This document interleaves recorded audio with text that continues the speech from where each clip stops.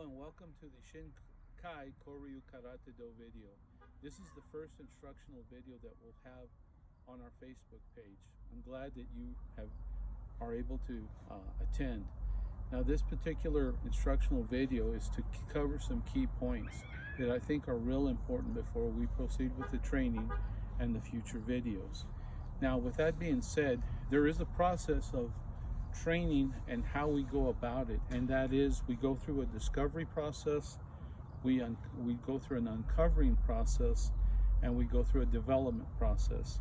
And this all together, what it does, it allows us to go and develop what I call critical thinking. And so when we look at the forms and we look at the material, it'll help us to uncover what's already there, so we're not reinventing the wheel.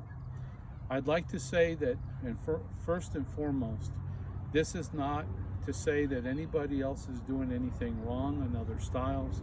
This is how we train. This is how we do it. This is how we arrived at what we feel kata has to offer, as well as the martial arts or karate as a whole. Okay, some key points that I want you to remember is that kata itself is all about self-defense. That's all it is.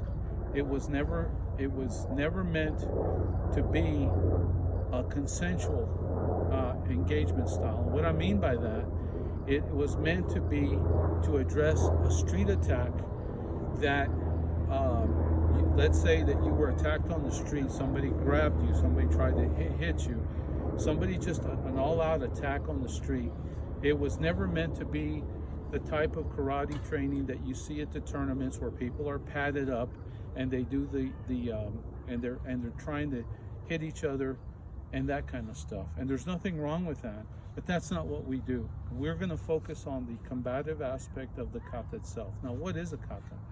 A kata is a series of moves that are put together in a certain order to teach you certain things. And different katas have different material. And as you go through the different katas, they teach you different things. Some might teach more hitting techniques. Some might teach more hitting and takedowns. Some might teach joint locking techniques, neck cranks, throws, so forth and so on. And so that's really, really important. The things that I want you to kind of keep in mind is that there's a misunderstanding out there about kata.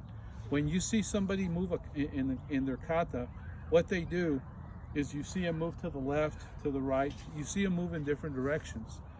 And then people misinterpret that as you're fighting different opponents. And you're really not. All you're doing is you're fighting one opponent. The only reason that you're moving from the left to the right, forward and back, is so that you're ambidextrous, because there's no way for, when the katas were designed, they didn't know which way you were going to be attacked. So to be a balanced fighter or to have a balanced response, you're trained to respond to the left, respond to the right, but you're only fighting one person. The other point I want to make is that there's a concept of angles. The angles are really important. So basically you angle yourself in relation to the opponent, and there's a rule that we follow, and that is that you want the opponent, I want the opponent in front of me, but I don't want to be in front of the opponent. So as I move, I have access to him, but the opponent doesn't have access to me. And I'll kind of explain it as we go through the training in future videos. Okay, the other thing is, the unique thing about kata is that once you obtain control of the fight or the encounter, if you will, then you stay in control. You don't give it up. There's no ground that you give up. So once you move on the opponent, once the attack begins, you stay in control until it's done. So it's very, very important. And kata is a very aggressive response, and that in itself is the defense. Some people hear that kata or karate, and they hear how some of these old masters say karate is for defense only. Well, that's true. But the defensive actions are offensive in nature. That's really important, and a lot of people miss that. So it's really, really, really important. It's important to understand that a lot of these katas existed before the names of the styles came up.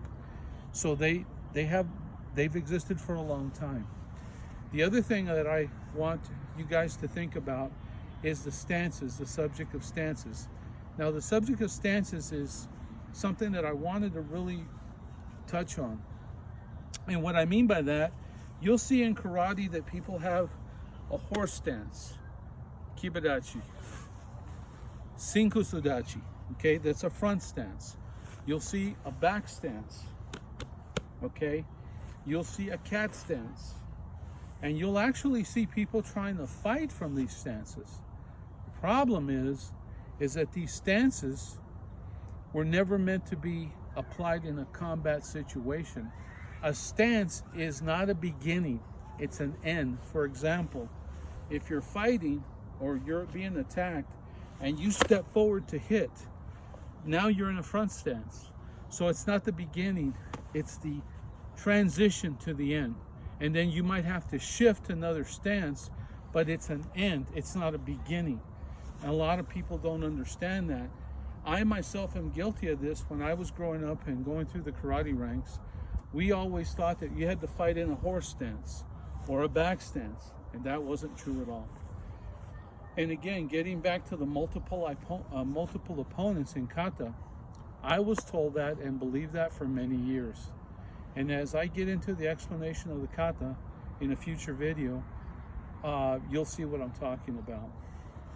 The kata itself, this is really important, is that you understand that kata and its application is meant to be a close-in fighting method. It's not meant for middle or long range. Really important. You're not going to be throwing long roundhouse kicks and all of that at a distance. It's all up close because it was meant to be compact and only for close quarter combat. Again, the katas are going to teach the joint locking, the throws, the joint breaks, manipulations, the striking techniques, the throwing techniques. All of these things we're going to be covering in the future videos relating to the katas themselves. Now, I do want to explain something in case you see these names out there. There's two names I want you to be familiar with. One is called Pinan. Pinan means to stay safe. It is what the Okinawans used to describe the katas we're going to be doing in these training videos. And it means, like I said, to remain safe. And it has Chinese origin, which, as we get more into this, you'll see that China had a lot of influence in these forms. And then they came to Okinawa and ultimately went to Japan. The term Heian, you'll hear me refer to some of the katas as Heian Shodan, Heian Nidan, Shodan meaning first, Nidan second, Sandan, so forth and so on. Heian means peaceful or tranquility. So and that name came later after the word Pinan. It came into existence when the Japanese standardized karate in Japan. Okinawa is considered the birthplace of karate. And then it went to Japan and it was standardized and went through a lot of changes that we see today. So in closing, I'd like to say that I'm excited about doing this. I'm willing to share the techniques, but this is the caveat, is that I want you guys to provide feedback. It is the feedback that motivates me to do this. Obviously, I'm not getting paid for this, okay? But what motivates me is if I feel like I'm making a difference and people are learning something from this training, then it all makes it worthwhile. And so I'll need you to respond with your likes, your comments, and questions. And with that, I'll leave you with that. I'll end this video and wish you the luck on your journey. Thank you.